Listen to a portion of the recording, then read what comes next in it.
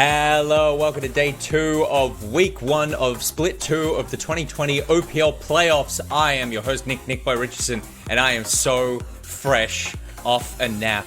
I cannot describe the joys of a midday nap. If you have not had a nap, I recommend turning this off now. There'll be a VOD you can watch later. Just go nap now. It's a joy.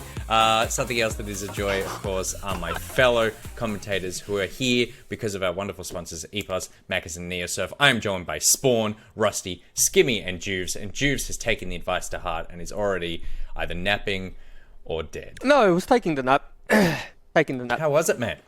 I actually feel worse when I wake up from naps sometimes. So, the best naps that you have is you have a coffee, then have the power nap, then wake up and you feel good. You need a coffee to nap. Oh, that's nice. So you get the nap in before the coffee hits the bloodstream. Yeah. That's thinking with portals. Yep. That's a good move. Skimmy, Rusty, you guys look very different. That wasn't the case 10 minutes ago.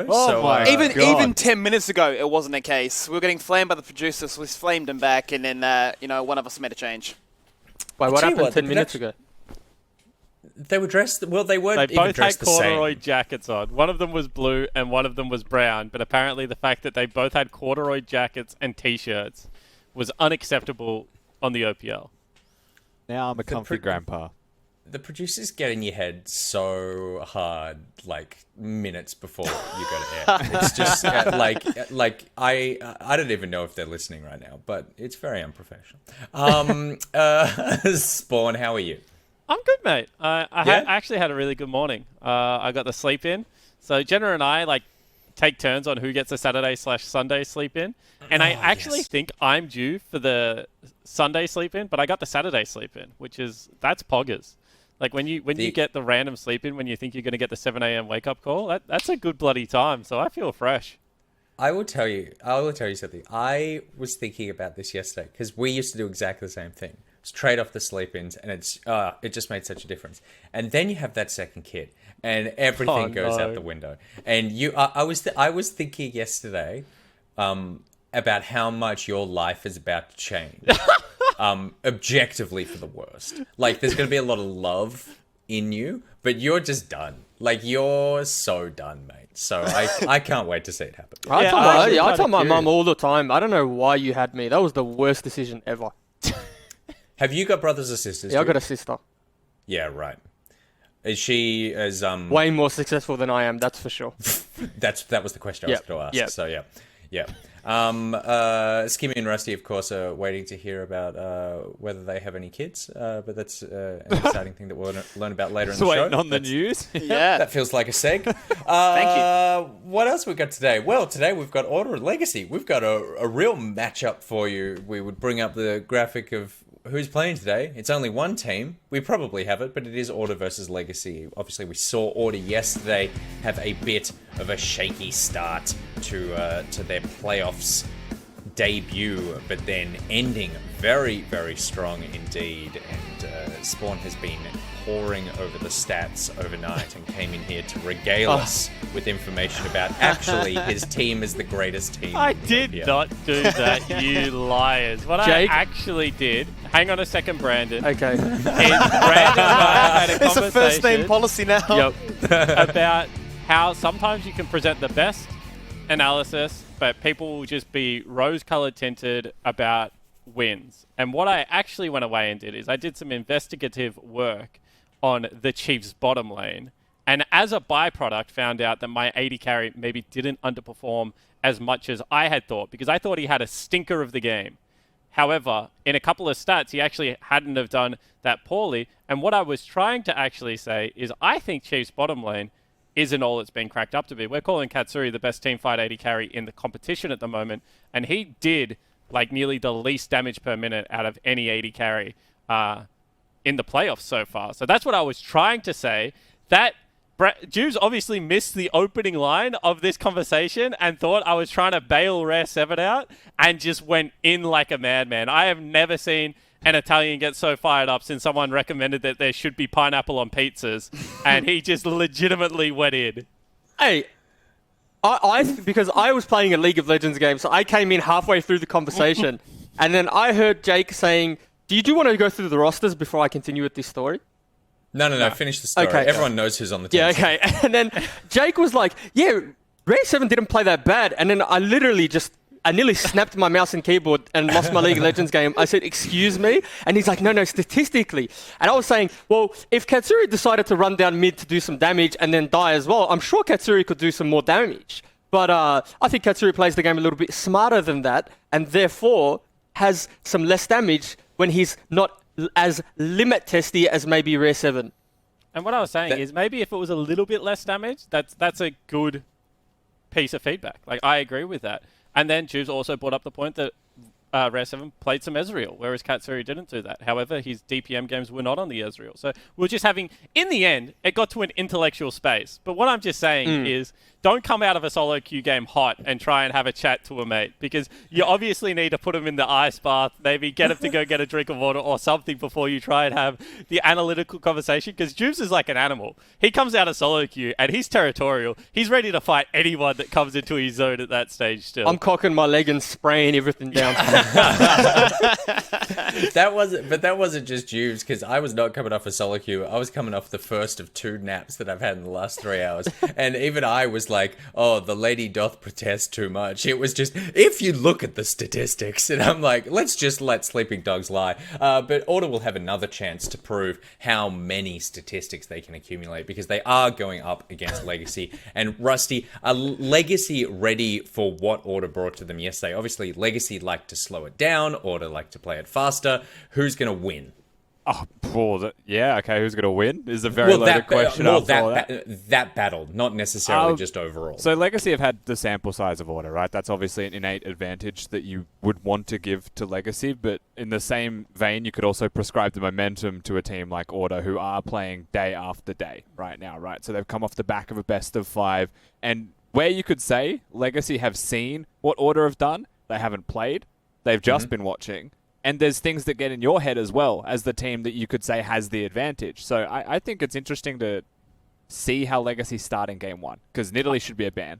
I actually think Legacy have a huge advantage, because like the reason I would say that is I assume they got to do side selection last night, because that's when you get to do it, and they've taken blue side. So actually, I don't think they're going to ban Nidalee. I think they're just going to first pick it, and I think Order now have to ban it, because Babip's also a really good Nidalee, and I think he's beaten Order with it twice so far this year. So I think there is actually, based off this situation yesterday, a pretty big advantage for Legacy going into this big ban. I don't think you see 4 pick bans back to back. Order seen 0 of Legacy. That has to be an advantage for Denian. Well, let's see if they can turn that advantage into a win as we get into our best of 5 for the evening. It is game number 1, Legacy versus Order, and it is coming up now with the Macca's Champ Select. To win this split, it's not going to be easy. Like, every other team out there is strong, everyone in the playoffs is strong, and that if we don't focus up and play well, like, we will lose. So you have to play well 3 times in a row. Like, once isn't enough. And that also means that if you make mistakes, you can come back in a best of 5. I think it's a good chance for just a straight up better team to show that they are the better team. And I think it's a good chance for us to prove ourselves. I'm probably not like other players. For me, it's not even making worlds that's the nice thing, it's winning OPL. Like, if I had to choose one or the other, I'd rather win OPL than go to worlds. None of us can really go home right now because of the restrictions in Melbourne, so I just hope that we find a way and we win the OPL so we get to spend more time together and be happy, not sad.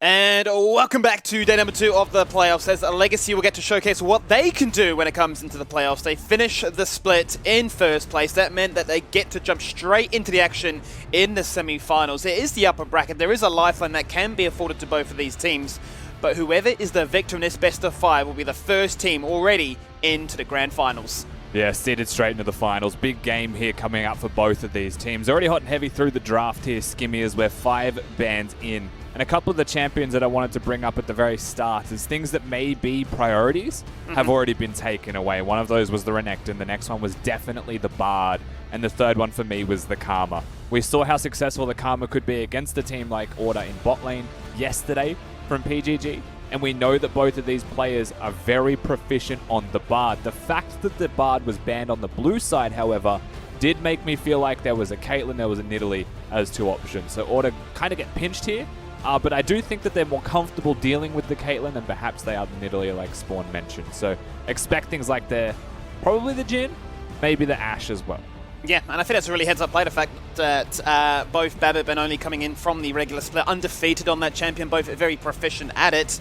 But there's only so many bans that you can get, and there will be that one that slips on through, and it will be the Caitlyn in the hands of Raze. We'll get to see what he can do on this one in particular. Order going to respond by going for the Orianna very early on here. They sort of tend to know what Tally's champion pool is. He's had a few weeks to rest, recover, get himself ready for the playoffs, with Halo being given some game time. Now he's going to get to showcase what he can do. Will the playoff buff favour him as the Orianna is there? Now we're wondering if that'll be a Vel'Koz. It wouldn't seem too likely, but that will be the Ezreal. Yeah, Ezreal going to be locked in. Ezreal not known as the highest tempo champion, almost winning matchup, into a Caitlyn by any means. This does kind of open the floor for that Lux Caitlyn lane if you want to be super dominant, especially with the Karma gone. So a couple of control mages still available here for Legacy. Looking at their other options, maybe a jungle pick. This is something that was banned permanently yesterday against Only. Is going to be locked down here with the Nidalee gone. So they choose to take priority in their jungler. And their options here, Skimmy, are probably a flex pick if they want it. And something like a set the Chiefs have proven can be flexed. Or you go for your support. Definitely got a few options, depending if they want to sort of reveal those matchups right away. But as it stands here for Legacy, it is the trademark champion for the man known as Tally. It is going to be Galio. This is going to be the one that, I suppose, really he made a name for himself when he joined this roster halfway through Split 1 and showcased that, hey, I am here to make things happen on the map. Really excited to see what he can do tonight. As another pick that was banned away permanently last night was that Trundle. And this time it will be Only who'll get his hands on it. Yeah, the first counter pick of the playoffs here for Only, because he was the first pick Nidalee every single game yesterday. Knows it is into the Olaf matchup. The Pillar's going to do a lot of good work against a champion like an Olaf.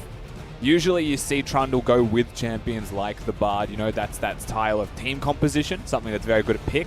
Ezreal complements that, especially if you're going for the Iceborne Gauntlet build. The question from there is what type of supports we'll start to see coming out of Order to try and complement this composition as well. And no major surprises coming into a second ban phase if we start to see some top lane focus, because we need to highlight and really stress the fact that this matchup isn't a Biopanther Swiper matchup. Topoon can actually win the game from top lane by himself if he's given counter pick or too many resources, and Swiper has to respect that. He certainly does, and we've seen Topoon get that opportunity and pop off as a result. Those are the two options that are still up and available, be it top lane and support. Hence why we're now going to see the Morgana come on through, prevent the CC that you highlighted only moments prior. Talking about the Pillar, talking about the Iceborne Gauntlet, and the Shockwave as well. We saw Harry yesterday on that Orianna having some fantastic performances there, some very clutch moments when they all grouped up together. And we're going to see how that champion pool gets a little bit more narrowed. The Yuumi coming on through. Yeah, the Morgana ban, Kate Morg, is very oppressive. And to me, this kind of does open the floor for a hook champion or like a Nautilus or a Thresh or something to be considered by Ayla if they would like. It's not the must-do, but when you've got the Ezreal into the Caitlyn, you want some kind of kill threat if possible, or you want to super prioritize that wave clear. But Nautilus did make the most sense there. As you look towards the opposing side here, what they would pick into it, with the Yuumi gone, with the Morgana gone, we already mentioned the potential of a Lux. Would not be surprised if Isles could play it. Lulu kind of could be a similar version to it, but a lot less lane pressure, depending on how they want to play this one out. And compositionally already, they could just play to protect that Caitlyn if they wanted, or they could play to be super aggressive with that Camille-style gameplay. Of course, the Camille ban, but the Galio combos diving instead. You touched on a really good point there. Caitlyn Lux tends to be the go-to, the variation obviously being with Morgana. We've seen Legacy play it once. They played it last week in Super Week. They played it into Avant that went a little bit unconventional. They went Jhin and Misfortune, Misfortune being the support in that case.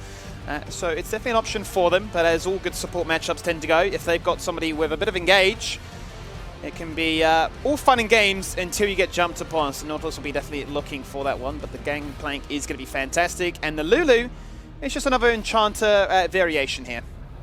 Yeah, it makes things a little bit more difficult for Order in the 2v2. No hesitation here, of course, for Swiper. Going to go towards his Cho'Gath, knows the matchup, and has got himself the counter pick. Now, I wouldn't say that Cho'Gath is like a super hard counter onto the Gangplank, but does actually trade nicely in laning phase at the very least, where a lot of other tanks may suffer just a bit more. Looking at this bot lane matchup, however, here for Legacy, to me is the big scare. You know, if Raze and Isles get ahead, start breaking structures and open themselves up in a mid lane, it's going to be pretty difficult to deal with them. And often you would have to look at the opposing composition, right? And say, can they take down a Caitlyn if the Caitlyn is ahead? And what they do have is damage. They have the Cho'Gath ultimate, they have the shockwaves, they've got Trundle and Nautilus to engage pretty freely. But against the Galio ultimate for the magic shield, against the Lulu, all of the protection that she can provide, movement speed as well, and against the Gangplank ultimate, it's actually quite difficult to take down Raze if he ever gets ahead. So this is a pretty scary factor here that I think Order have to look at pretty aggressively through the early game. Yeah, I mean, as you said, it's a definite priority on snowballing factors to look at. You know, you talk about the protect the Raze composition, some aspects there, Lulu obviously being the dominant factor, but then Galio able to facilitate things, Olaf obviously being a big threat, CC immune, but we see this time and time again, Legacy being only really one of the main teams that run this GP in the top lane to say that I can win, top matchup, I can hold my own, but also I can make cross-map plays. I don't necessarily need to commit with that teleport to, jump into the fight and try and make it a numbers mismatch. No, I can chuck the ultimate down there, get plates in top lane as well, and we just win on two different fronts. And it's a good Cho'Gath pick here, to be honest, in response as well. You know, he didn't get countered. Often if you blind pick the Cho'Gath, they might just look at you and say, Silas, yes please, now I'm a Cho'Gath with mobility, and constantly get the ult stacks, get the health yourself. So they've got Cho'Gath. Last time we saw this actually from Order, he was an absolute menace running around in that top lane. I believe there was team fights where there was 4 people trying to take him down, and it took so long that Order had the reinforcements in there and basically started acing their opponents.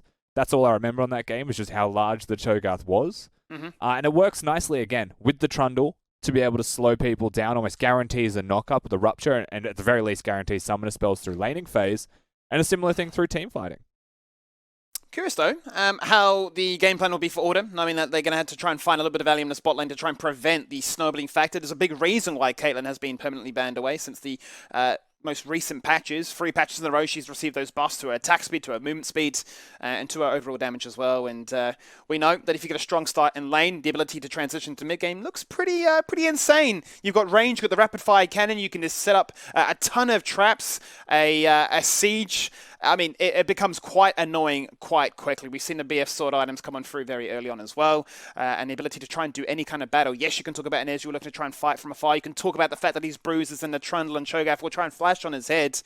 But if he's got all this headshot damage coming on through very early on, it's good in theory, but not necessarily so easy in practice. And probably 3 items. It'd be the point where Legacy probably won't lose their AD carry in a team fight from then on, right? Like, you get your rapid fire cannon with your double BF sword build, and then you can actually just take pot shots at people with that extra range that you've got. And the Lulu, of course, empowering that does make it harder.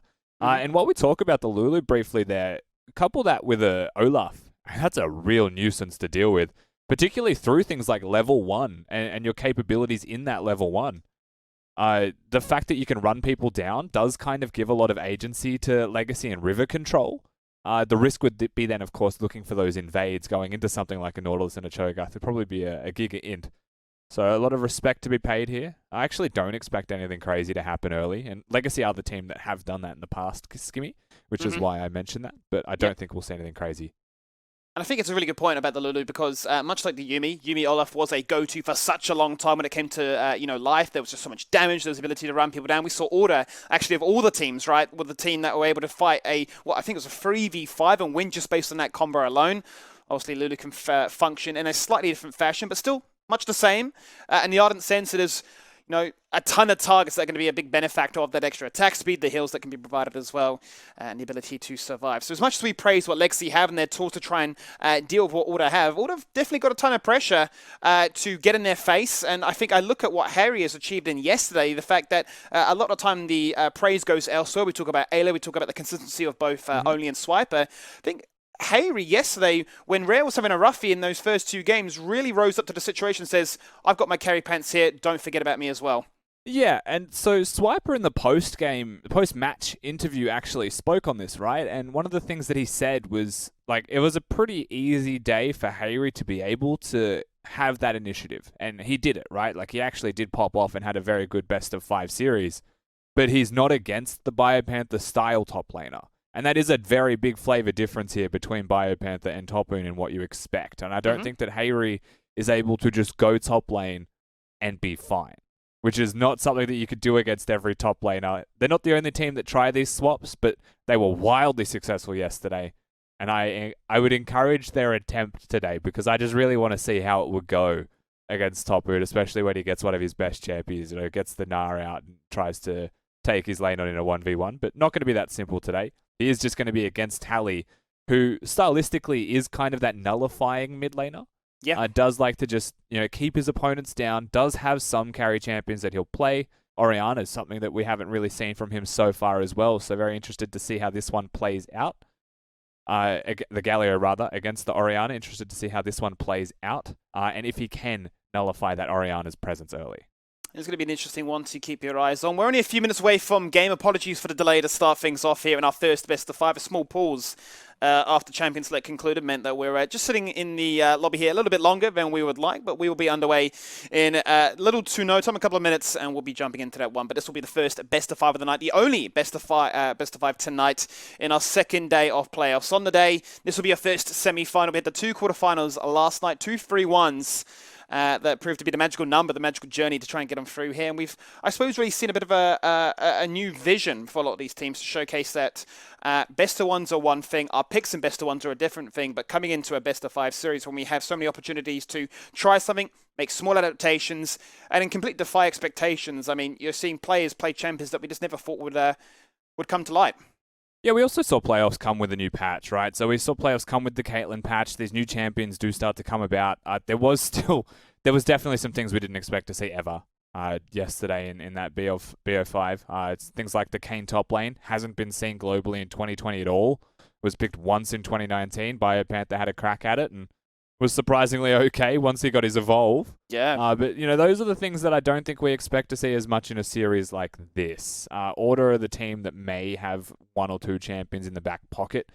We did see a couple things from them in Week 10. It felt like they were actually flaunting their stuff a bit more with some draft strategies. They were both successful as well. So that's something that we could see as they've expanded that champion pool coming into playoffs. But Legacy are kind of, I want to say they're very simple in terms of how they play. Their champion pool can vary, of course, but they do feel a similar way. Like Tally, we already spoke about what he can do. Top lane, we know that if he gets the counter pick, then he's a very dangerous man. Babip, Nidalee, Olaf, those style champions primarily will play the Graves here and there as well. And then Raze is just a team fight monster who, if he is given an empowered laning phase, will carry from laning phase. It feels very straightforward with Legacy, but it's one thing to know it, it's another thing to beat it. And it's also one thing to unpack a little bit more because we've seen 2 different variations of Legacy. We've seen a team that comes out and beats you in 25 minutes without giving you any chance to come back. We've also seen a Legacy that bring it to the 40-minute mark and showcase that they just have macro beyond the years of anybody looking to try and challenge them. Here we go, jumping into the very first game to kick off the day 2 of playoffs. It is a best of 5. It is the semi-finals. And it is the upper bracket. Whoever wins this series will be the first team booking their ticket and getting themselves into their grand finals. But the benefit of the upper bracket is you will be given a lifeline to make it through for a second shot. Now we're onto the rift here, Skimmy. Cull's start is going to be the item of choice for Raze. Gone for that lethal tempo as well with his Caitlyn, so definitely scaling into the game. Looking to just exist, really, in that laning phase. Perhaps knows that against an Ezreal Nautilus it's hard to get anything done other than push. So just definitely focusing on that minion wave. And of course it is a very efficient item if you're able to freely get through that laning phase. And I don't think that a champion like an Ezreal is going to harass you too much or too aggressively to kind of punish in any way, especially when you have a Lulu there. So I don't mind it. I think it's a decent start. The other thing that I actually think we should look at is the Predator for Tally in mid lane on this Galio. He hasn't gone for the Unsealed Spellbook. Keeps the teleport, but definitely now you'll expect to see some kind of quick cheat recall from him once he has the boots money and start moving around the map, which is very Tally. It is. It really is. I mean, and this is something that you touched on just moments before, right? The fact that he is quite willing when on these champions like this, the Twisted Fate and so forth, that, well, I'm quite keen to, facilitate the rest of the thing. I don't need to necessarily win my 1v1. I just want to make sure that members like this man on your screen right now in Raze get far ahead. He had the highest farming rate across Split 2, 10 CS per minute consistently across all those games. 21 games, pretty astounding fact there. He's a bit of a beast, you'd have to say. So the Cole will suit him perfectly. Yep, and nothing really doing from an Ezreal Nautilus at level 1. If they throw the hook and it connects, they may even still lose that trade considering the Aftershock proc. And that's kind of Nautilus matchups in a nutshell, right? Hit the hook, you exist in laning phase. Against the Caitlyn Lulu with just an Ezreal at level 1, it's not going to be as simple. They're just going to sit back, they're going to deal with the wave coming towards them. It's going to crash now. You can see it's 12-3 in CS down there as well in the second wave. So definitely going to be a struggling start here for the 2v2 of Order. And just keep your eyes on Rare's health on the right of your screen there as well, because it's suffering. It is. But so's Tally. But it's an interesting point that you mentioned, because the fact he's gone for the Doran's Blade, he wanted to be aggressive, wanted to try and commit with this Nautilus, given they've gone for the Ignite. They want to try and find early kills. Both AD carries will be having the teleport, so they won't have that combat summon available for them, but they will be definitely focused about making map plays and keeping up the item advantages to utilize in lane. Nice damage by Toppin. Has the wave in a pretty good spot for himself if his jungler was playing towards top side. When you look at the wards that are here for Swiper, one just in the river. Doesn't mean that if he sees the enemy champion it would be too late, that kind of feel, but at least has the safety net there of a bit of extra time. And Gangplank doesn't really provide any kind of gank setup unless the kegs are hitting to slow someone. So he's just going to try and push in this wave Swiper, try not to run himself out of mana in the process, because every time Topoon holds this wave, he's losing a bit of HP. It certainly is, and it could mean that only will need to continue his presence up topside to help push it in. We've seen it on a few champions that are very much mana reliant. Maokai springs to mind is probably the most prominent, where he needs assistance at time to really shove that wave in. But speaking of the devil, here he is, Trundle's in the area, he's cleared out that vision, and now they're looking for a cheeky little dive at the level 4 mark here. They're going to try and make things happen. The Rapture does not connect, only tanks one turret shot. Out comes the teleport, Tally's ready. And he's not got that Predator just yet, because there are no boots. But Order poke their head into top lane, and they'll get a teleport advantage. Yeah, forcing the teleport out of Tally is still very nice, because that's him down half CS in mid lane, not actually getting a base off before that teleport either. That means a free recall for Hayri right now, as you can see. He's going to go back to base with more money than his opponent. Gets himself the tier immediately as the first purchase. So not maximizing his damage in the laning phase, but probably could only really afford the tier compared to the Lost Chapter this early on. And is just going to get the best item that he can and walk back.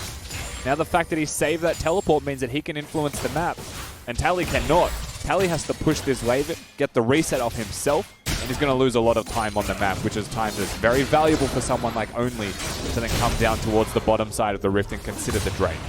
And that's why I think we might see that first play take place right now. You can see Ela continuing to posture up very aggressively. His health bar is nice and healthy in that regard as well.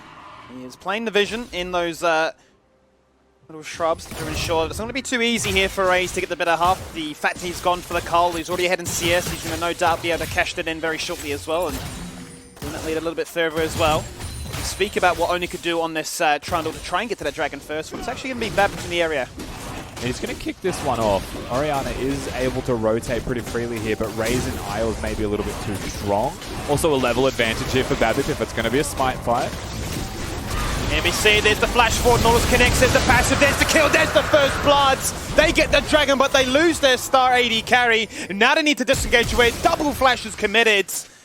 Order, they're getting so many summoners and so many advantages. And whilst they lose the Dragon, they get a ton of gold. Yeah, massive first skirmish here for Order, because it also takes down specifically Raze. They'll get the teleport out of the bot laner here, making him come back to that laning phase. And yes, it is a BF Sword and Boot, so he's still going to be a powerhouse. But they give money, and the only tragedy really is that it goes to the Nautilus more than anyone else. He is going to get his boots of swiftness, so it can be active around the rift, but if it was to an Ezreal, could be a different story. If it was to an Orianna, who's already ahead, could be a massive snowball. But they will get the kill, they'll get the summoner spells, and it means that they could very easily bring their way back down to bot lane again and look for those repeat ganks. Using that teleport, commits to the bottom side, as does Tapoon, so their ability now to come back to this lane won't be as easy. We'll get to see if we see a traditional 8-minute flip of the map to play for the Heralds. And I don't know if we will. It's a good point though, is because like you've got a Caitlyn Lulu, and if I was them, I would prioritize turret plates over the Rift Herald. Nice hook though, it's going to start a little skirmish, but like mentioned, I don't think he ever really wins that, Ayla. Yeah, that's scary! Oh, that's BF's sort of advantage right now. He's looking for a double. There's the cross map play with the cannon barrage. Give the man a double. He says, Ayla, thanks for hooking me. You've made me angry. You kill me, but I'll kill you twice. Yeah, look, no summoner spells for Isles. I can see he's just looking to make maybe a quick trade and run away, but just gets instantly slowed down into a Caitlyn trap, and then the combo with full confidence coming out of the side of Legacy. They'll take down Ayla, and that's a tragedy because it starts so strong. Caitlyn gets put a little bit behind. They slow down the taking of the turret plates in bot lane, but now it's just a double kill into the hands of this Caitlyn. He could be out of control.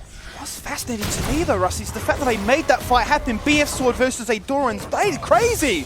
But as it stands, Order want to try and make a fight on the top side of the map to try and compensate. Swiper flashing forward, Tapoon responding, dodges at the Rupture. Finds the safety underneath that turret, and now the two of them will now force that wave to be crashed on through. I guess we have to once again talk about this, Skimmy. How many games do you think it will take for Order's bottom lane to warm up? Because that seems like it's going to be a consistency through playoffs at the moment.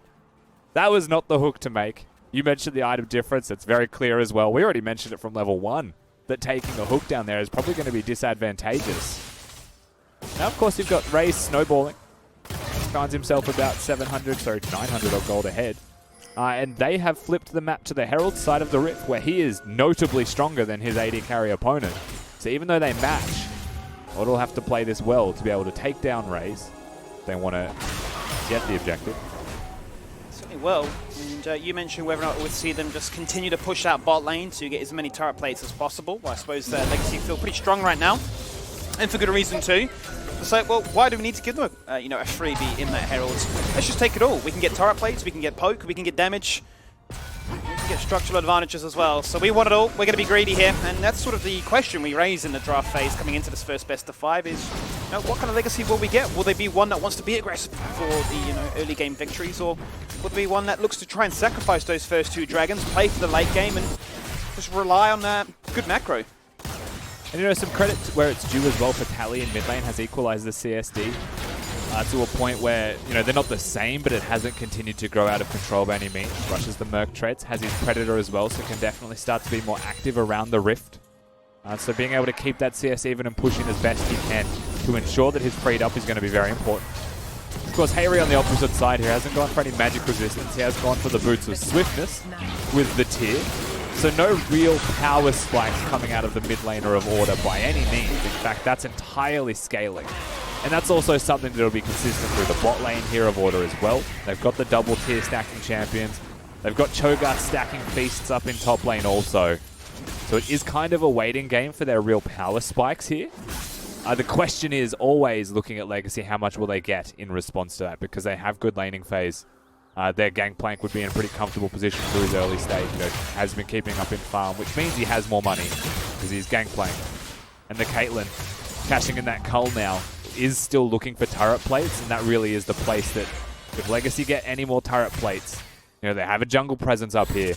They could start to take structures and really run away with this. They certainly could do, and knowing that Bavith is on his way, he has their Herald, they're going to try and drop that turret as low as possible. 2 plates need to remain, and they can look to then one-shot that as a result, and already up about 1,500 gold. That will do wonders in the right hands to make sure it continues to stay that way. A little bit interested about that Orianna. You mentioned already with the boost of swiftness, he's running the phase rush, so he's definitely have a ton of movement speed available to him. There are a fair few slows that Legacy have in their arsenal. Needs needs to respect. Has flash and they get forced to use it. Rare's in Or just trouble. die. He just falls on down. There's no response. That's a 4-man collapse given the fact that Tapoon can just make that ultimate happen across the map. Characteristic Legacy. That's a second headbutt charge. And it's all going to the pockets of this Caitlyn. They're going to get a second turret at 11 minutes. And that's exactly what you don't want to have happen. Ayla now going to come up here with only teleports in as well. This is their attempt at a trade. Yeah, they're going to try and do something. Both Raze and Babbitt have no mana. Here comes the hero's entrance. Rupture comes on through. There's a knockout and there's the shield. There's a huge shockwave. Harry from day 1 to day 2. He shows up big time here. He'll get the shutdown. He'll look for his second. Babbitt somehow, some way takes down one. He had no resources left, but he still managed to trade. And Tapoon jumps into the team fight just a little bit too late. The team around him were gone, and he falls on down for an easy double for this Orianna. Yeah, Order take down 3. They do lose 2 turrets for this. They also lose their AD carry before the fight starts and Cho'Gath goes down. At the end of the day, it is actually closer to an even trade, thanks to Order being able to pick up those kills, but it is still Legacy running away with this and getting themselves further and further ahead. I was going to discuss the goal difference. Ray's also nicely giving his entire team a knock-up to kick this fight off. Is trying to just flash to a safe point, but the shockwave really doesn't allow that to happen. Isle's also going to step up to give a shield to Raze, do as much as he can to help. At the end of the day, they'll be lucky that Babip's able to get that trade at all, and Tapoon, by not hitting that keg, unfortunately from a good auto attack from Order, is just going to go down there as well. Still a win for Legacy, but the price was very high. So there's a win, as you say. They're going to be the ones that continue the 2K gold leads. The Setman again, you say, you know, how many games does Rare need to warm up in a series? Well, if he's unable to find his footing, it seems to be that Harry is the one that can pick up the piece. It's a fantastic start once again from him. Finds himself those 2 kills, can ensure that he will be a force to be reckoned with, and as these shockwaves continue to land in such a fantastic fashion like that, you get a little bit concerned, as Tapoon will also be a bit concerned. This time he flashes out, that shockwave won't connect. Has he lived just long enough? He's going to get run on down. He tries to find safety underneath that turret, but he will not. Now here comes Tally. He goes for the 2-man talk, then the knock up, and there's the damage. It's big man Babbitt with the cleave to take him down for the shutdown. Everyone's teleporting. Here comes Rare, teleport on cooldown, teleport on repeats. They're all here. They all want a piece of the pie, and they all want a little bit of gold for their action. That's going to be the 1v1 between both AD carries. Raze comes out on top. He finds a little bit of safety in that shop to try and get as many headshot procs as possible. But jungle is online. 4-1 is this Olaf. Oh my god. That's not the way to end a team fight, Ayla. Order lose 4. They may as well have lost 5 after that stopwatch. I mean, it's a bunch of teleports coming into top lane. And I still don't think that is the timing to have all of those teleports come in. It was a nice little play there from Order, right? You've got the Trundle Pillar with the Shockwave. You're locking down Tapoon. That's perfectly fine. Tapoon flashes here, and the decision is that we're going to flash forwards with Phase Rush on as well. So we're going to make sure we get this kill. Teleport comes in from Tally once he's distanced himself enough from Cho'Gath in mid lane. And Olaf is here. So this is kind of just a lost situation the moment Olaf and Tally have found their target. But the teleport comes in to try and protect only, but it's Rare teleporting it as well. And at the same time as him coming, Caitlyn with the biggest flank you've ever seen, actually towards what was the inner turret of Order, comes in and takes down Rare. Swiper says it's my turn to come into the fight and takes down Raze. But they're all just killing themselves in the process, and there's 2 supports sitting in mid and bot lane just having a farm. A weird circumstance, Rusty, to say the least. Everyone wanted to have a bit of screen time, but the supports are saying, well, I've got nobody to empower, nobody to donate my minions across to, so I'm just going to farm up myself. Why not? What does it actually mean for these supports? Well, they're going to get themselves nicely accelerated towards those big major points. That could be the Stone Plate for Ayla, and that should be then the Athenes or the Ardent Censer for the Lulu. So we'll see if the dust settles a little bit. A lot of kills so far, matching that of the minutes we've played. 15-minute mark, it will be Legacy that take themselves a 3k lead. Blue buff going over to Rare as well here. Does stack up the Manamune a little bit faster and means that he can clear better with just Q throwing. But it also means that Orianna is sitting in top lane, not getting the resources of the mid lane, unfortunately. Which includes that blue buff gangplank ult. Yeah, taunted, locked in place, no chance to use any of his gap closing. Oh no, falls on down. He tries to buffer it with the hook from afar. From a taunt to a polymorph to everything going against him.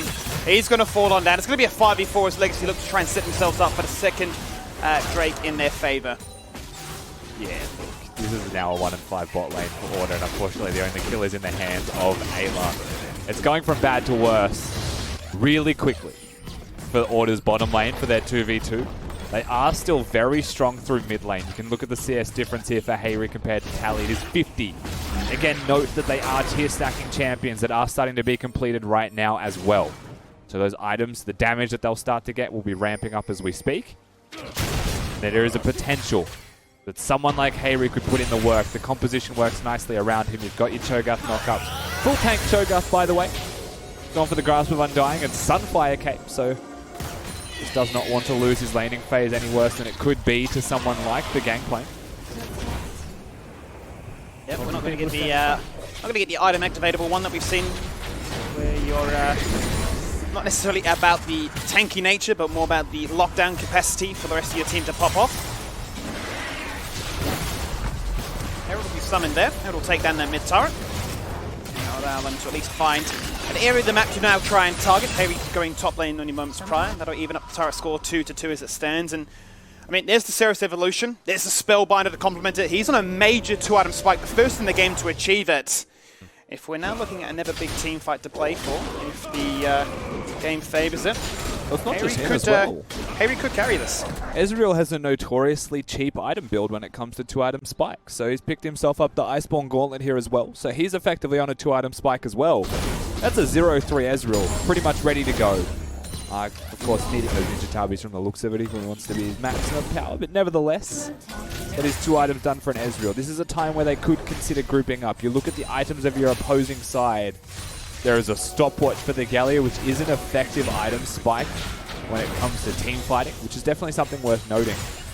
But it's not going to be a full Spellbinder worth of damage output. That's just going to be survivability to stand in front of Raze, who he is actually getting closer to a second item plus the BF. And I think once he has that, Legacy will start looking themselves. Hayri playing the Sonic build here. He just wants to go fast and do damage a little bit quicker and make it very hard for you to try and sidestep any of his combos. But in saying that, Legacy now have a few extra tools up their sleeve, as you mentioned already. The Proto Belt, which makes life a little bit easier for the Gallia to find that key target to try and lock in place with the taunt. Black Cleaver there for the blue smite Olaf to find a target, ensure that they aren't able to run away as well. Trinity Force, one of many big item spikes that a GP loves to see as we speak his name. And he'll be the one that potentially could have been caught out. Ayla must be pretty close to getting that Gargoyle Stone Plate as a rush item as well. So unfortunately for him, where he would have wished he had that stopwatch earlier, at the very least, getting a couple of minions in that mid lane wave will be closer to the item spike. That reset that he's on right now is most likely going to be it. Especially because he already has 2 control wards, so recycling regular wards, get the Stone Plate upgrade. We're about to find out that Raze means business in mid lane as well, and this is getting closer and closer to that point, right? We already saw top lane break 2 turrets, top lane sitting on his island holding bot wave. You want to be able to break the mid outer if you were Legacy. Open up the map for yourself just a little bit more. Caitlyn getting close to that point where it should just be free. Yeah, one on his way to getting the Storm Razor, the Zeal item as well. Ton of attack speed to make life easy to set up for a siege. Obviously the traps working wonders as well. Shows that Swiper's just left the game there, so we're going to get a little pause to figure out what's gone on with that one. But as it stands so far, Legacy continue the gold lead in their favour, 3k up, and they will find that advantage by matching the tempo in mid. Swiper's fine. He's gone back to base, recalled, he's got his items, he's moving around, so we don't need to worry about that one too much. Seems like it was resolved instantly. No real involvement from the Gangplank other than the ultimate so far in this game, and I think that's a good thing. You know, if you keep a Cho'Gath and a Gangplank planted in a side lane farming, and if they're farming at the same rate, then the Gangplank always has more money, and of course only one of them has the global involvement. So I think Legacy would be pretty content thinking about their next move, I suppose.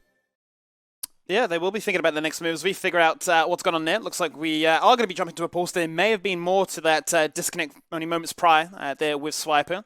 We'll wait to hear the word from the producer or the referee as to what's gone on. But as it stands so far, as you were touching on, the fact that there is a fair bit of siege ready to be set up successfully. The fact that Raze, after taking down that mid turret, did go back to base, picked himself up that Storm Razor. Tally's now going for the Zonias. He's going to get himself that very nice, cheap item, cost-effective item in the Seeker's Arm Guards. But the Righteous Glory is down there for Swiper. So as much as we can talk about Legacy having this very strong lockdown that we've seen happen on 2 different occasions with the GP Cannon Barrage, Swiper now opting to be tank is going to be a case of flashing on your head, and with the likes of Rare going for the very cheap item build, despite being 0 and 3, still going to be providing a lot of utility for Order to play around with. Yeah, definitely. And Swiper does want to get more active around the Rift, right? There's only so much armor that you can build against the Gangplank and feel like, okay, like he can't kill me, he can't deal with me, we're just both going to be null waving, just farming casually, and Gangplank always wins that. So you do want to start getting involved more and more into the team fights themselves. Looking at the teleport cooldowns as well here is a big factor for when he's able to get involved into it. I don't know exactly when the next Drake was going to be off the top of my head, but I do believe that was coming up soon. So that's something that he would probably want to get active around the map for. It's up in a minute. I've got the screenshot here only moments before we jumped into the break. Tapoon has his teleports, and so does Swiper. Just having a quick stock check here. Everybody has their teleport advantage available. That's free on both sides. So it'll be interesting to see how these teams look to play around that one, and what the sacrifice will be, because we're playing for a Mountain Soul. Legacy currently have 2 Dragons to 1. Obviously, both teams with a ton of tanky nature behind them would love to have those extra resistances added to their bonuses. So, going to be interesting to see what the play here is for Legacy. They've obviously got a ton of strength behind them. They've got an AD carry that wants to make things happen. Whether that could be setting up a ward of traps in the river itself, or if it is to continue this siege and setup. And we have to look at, was it enough through the early game, right? Did Legacy do enough to get the Caitlyn far enough ahead to have the composition be strong enough to be able to take down Order? Because we've mentioned this a couple times already, right? But they've got 2-tier stacking champions, and they have a really good front to back. That's the other consideration. So when you're starting these fights around objectives, if Order are strong enough to just plant their feet in mid lane and translate from mid to objectives, I think it's actually pretty hard to deal with them. Unless the Caitlyn is able to just stare you down, have people stand around him, and just take down the closest target consistently. That's really what the game becomes about. And right now, the Infinity Edge Stormrazor Zeal item spike does a crazy amount of damage to carries, but there's a lot of armor to be standing in front of. OPL. That's where we're here. That's what we're doing. We're here in the playoffs. Day number 2. You've been reminded. We've been seeing it. And we're here to make things happen. Here we go. We're jumping into the river itself. It was a minute before. It's 20 seconds now. There are the traps. And here is the fun and games, Rusty. Swiper definitely sitting there looking for that flank positioning at the very least. He's going to cop himself a bit of damage, though, from Raze. And he's actually going to get pushed back. Eyes on Hayri, though, because the shockwave could be devastating if he's able to find the mark. Yeah, look at them right now. They are locked in mid lane, trying to push on through into this river. Raze with the red buff being very frustrating on the side. Lethal Temple as well, putting in a fair bit of work, but now Tapoon is separated from the rest of the team. Be careful here. It's all about poking here from Raze from the looks of it, utilizing his extra range, utilizing the damage advantage that he has, but it does seem like we're going to be flipping some burgers for the objective itself. Yep, to get the side lanes, to get anything about that nature, that's going to be the Ragnarok popped instantly, as it is going to be a lot of things. It's taken out the fight straight away. Tally comes on through with the hero's entrance. That's going to be the ultimate stacked on top of it, and the Cannon Barrage is huge enough. Only steals away the Dragon. That's 2 for 2 so far. Tapoon jumps in. Righteous Glory pops in a 2-minute shockwave. Sweet dreams to Lulu. Rare doing rare things. He was behind, but now it's a triple.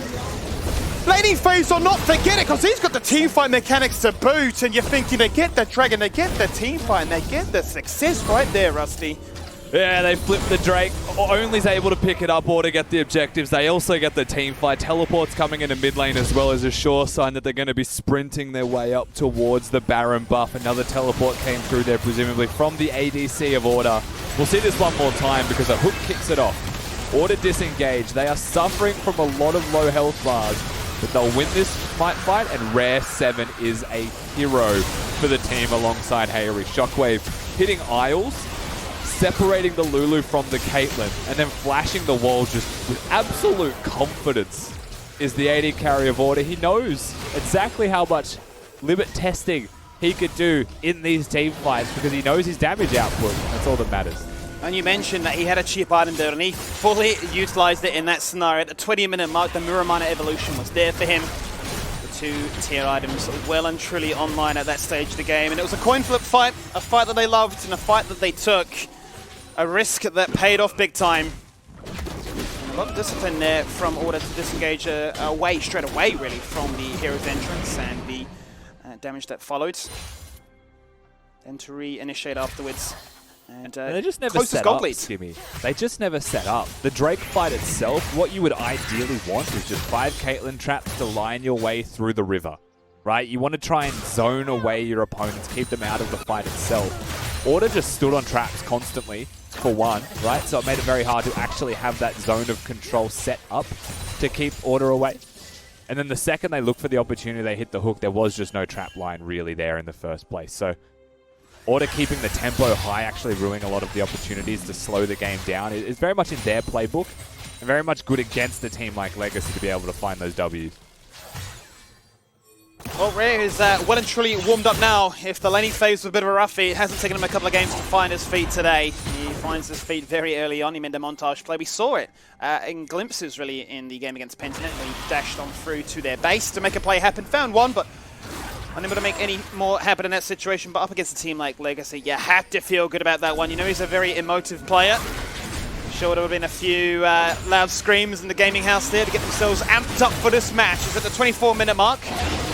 Yeah, now going to make a little bit of a cheeky play towards this Baron. Whether or not they want to commit to it, more likely I'd say to try and bait Legacy in, as that will be Ada now finding that key target. Arves has gone, there's the ultimate depth charge onto the man himself. He's got to disengage, he doesn't have a flash, but he has the ability to try and re-engage as the cannon barrage prevents the rest of Order pushing on through. It seems like he was just pressured Isles into trying to get some vision down, and exceptional stuff here by Order. They've got a Warmogs on their trundle, so if he's over 3,000 health, they're able to just tank the Baron up constantly and then disengage for these trades. They are still losing a lot of health though while they're looking at this, and Baron's not even at half HP yet, so a lot of respect still needs to be shown. Any mistakes and Raze will just walk away with a pentakill. They are going to disengage this time, and that does give a lot of agency to the side of Legacy to take away whatever they would like for the next minute. Yeah, they certainly identified that threat, as you quite rightly point out, the fact that they were getting lower and lower. It's a field day for a Caitlyn there. Darting in and out of the pixel brush to hit that headshot as quickly as possible. The poke was relentless. A little bit of frustration there. We saw that Order were a team that were incredibly strong on a Baron macro aspect yesterday. They were looking at 20, 22-minute spawns and saying, all right, we're going for Baron, we're committing. We're going to find that big sieging gold lead, and we have to see now how they try and stabilize, because these side lanes are being forgotten about for the last 10 minutes.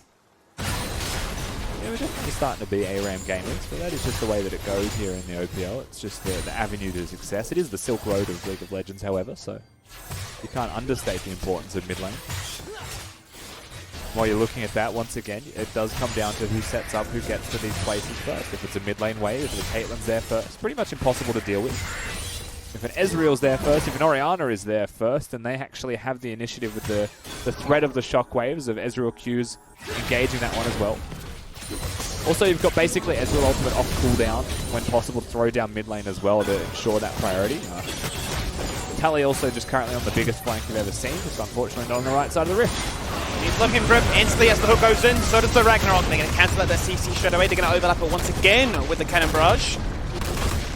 Making sure that if Order decide to find that pick, they are prevented from going any further in the exchange. A fair bit of cooldown reduction already on this GP. As he gets nearer and nearer to the late game. So the ultimate cooldown will come back quite quickly, given it's a 40% reduction already. Look at Raze, sitting in the bush, just trying to maybe force his way in Swiper. Oh, Swiper's in so much trouble, forced to flash away. He identified that one very quickly. There's the taunt, there's the ultimate, and there's the connect. You can't do much about that one. One of your big frontliners is gone. Order trying to do a little bit too much at once there. Yes, they'll pick up a dragon, but now do Legacy say, we got to go for the Baron? Yeah, that's it, right? Maybe one too many things at the same time. They were taking the Drake. Did they need to check that Legacy were doing the Baron is a question, which I'm sure we'll be able to look at in the VOD review, but nevertheless, he makes the choice. Ayla hook. Tally on the flank. Instant flash away this time. Not going to commit to that one. Not too keen about it whatsoever. The wall of traps goes up, and the damage, we don't quite see how low Baron is at just yet. Rare once again trying to put on a bit of a mechanics max. Here comes Tally on a deep flank. Pops the Predator, trying to get that stun, trying to get that torch, trying to lock them all down. They disengage off the Baron. Now they just pick them apart. Hero's entrance, it's overkill. The shutdown's already there. You talk about Ray's been a carry. Babib is a carry on his own damn right. Rare's just a one-trick sitting in a side lane trying to flank constantly. Stand with your team, brother. Legacy going to go back to the Baron. Shockwave.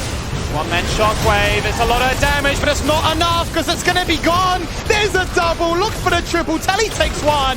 Swiper TP's in, and he's unable to find much more, but a triple knock-up. You give Raze the kill setup. He'll do the damage. And there is the ace. Yeah, they'll get the Baron for free here as well. No contest available from the side of Order. All 5 members dead. You're looking at an Ezreal ultimate as the closest potential steal. In saying that, he could take down Topoon if he throws it. But doesn't throw it the second he spawns. Waits a couple of seconds there. Is only going to cancel some recalls, unfortunately. Topoon dies, actually. I take that back. Did he die to Baron? Order have paid the Baron. They have, yeah. Yeah. This game's just giving us everything, isn't it? It really is. It's had it all. All the emotion to start off the best of 5 series. It's what you'd want as a fan. And it's what you'll see in the Oceanic region. It's just chaos. We like to brawl. We like to get rowdy. And we like to put on a bit of a show for you. From this point, though, with a Baron buff, it's very hard to slow down Legacy's team composition. Their ability to just poise around the objectives should just be too good. We'll see this one more time. Well, Swiper comes into the team fight, unfortunately runs straight to the traps, but he does need to cycle those traps. This is exactly what we spoke about with the Drake fight. You need to get rid of them. They look for the hook to engage and just one-tap them. Like, the damage is just insane. Tally gets into the fight, big taunt. The follow-ups there, they were close to taking down Raze, but not enough. A few hundred HP away from being able to perhaps at least stop the Baron. Well, Rusty, we've continued the momentum of finding a kill per minute. 28 kills here. 30-minute mark. Legacy that have built that goal lead from what was a shy 3k up to the 7,000 gold mark now. Is it not fair to say, Skibby, that a kill a minute is an order-based game, yet Legacy are the ones 8,000 gold ahead? And that's why I'm so curious, because Split 1, we saw this kind of beast of Legacy of just, we want to fight, we want to do everything we can to, demoralize you and showcase that, yes, whilst we may be, first and second place teams, we are far and beyond better than you. Very interesting how this game's played out so far. Definitely is. Eyes still go to Hayri as the one major threat here of the side of Order. There's definitely some damage coming out of the likes of Rare 7 on his Ezreal. But a Shockwave, a good Shockwave, especially now you've got the Death Cap with it, working towards the Void Staff, could take down Raze, especially if it hits Isles with Raze. Certainly could, as you say. But Raze is utilizing the fact that he has so many items in his inventory right now. Not too far away from the full item complete. That's going to be him locked in place. A 2-man Shockwave. Instant cleanses the Wild Growth, ensure that he is protected as possible. The boys come swarming to his aid. Forget the 1-4 split. Let's fully commit to a 5v5. As one of those turrets will fall on through. The Baron buff continues to find value as they look to try and siege up and find that first inhibitor. Rare half health on the flank there as well. Needs to be very careful because they are just continuing to throw poke at him, and an auto attack kills him. Trouble. He's in trouble. It's too little too late.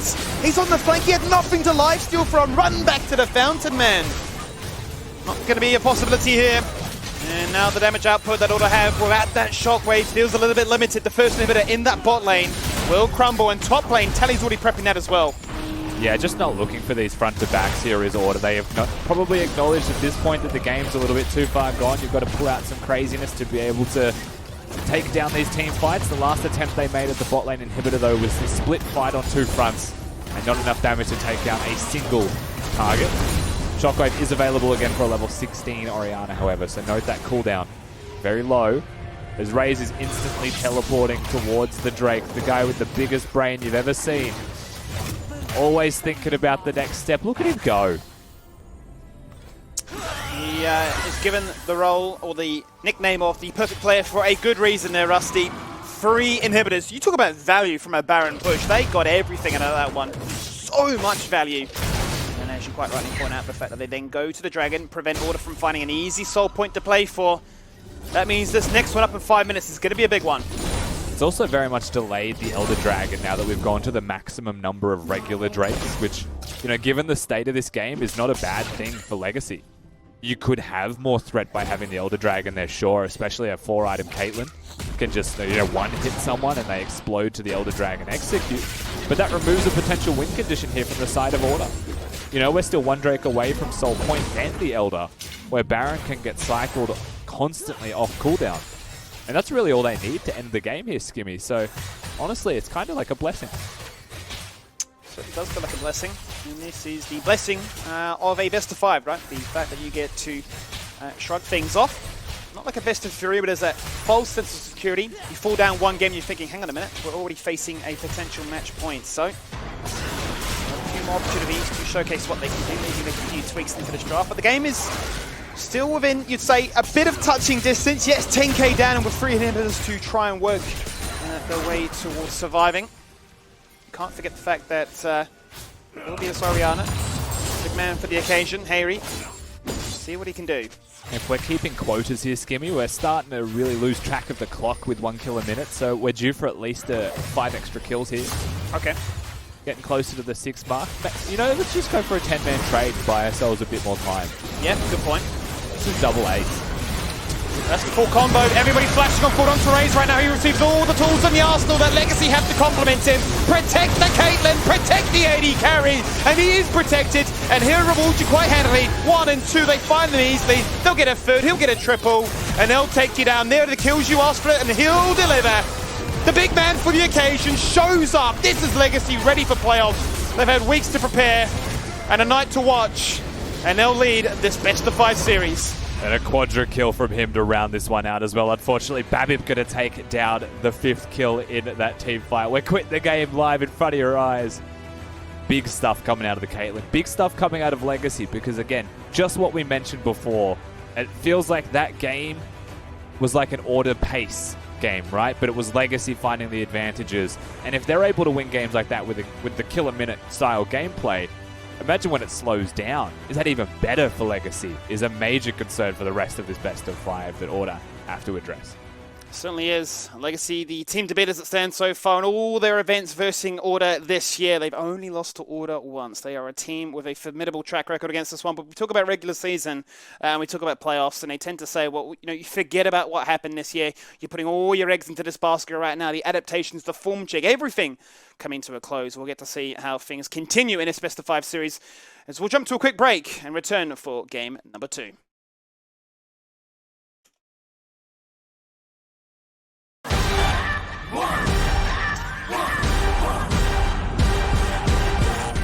Today is the NeoSurf Cup, and we're going to be playing against Misfits, so hopefully we can bring home the win.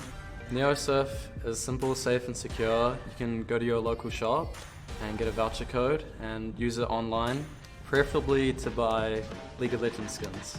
He's got it! This is deadly! He's got it!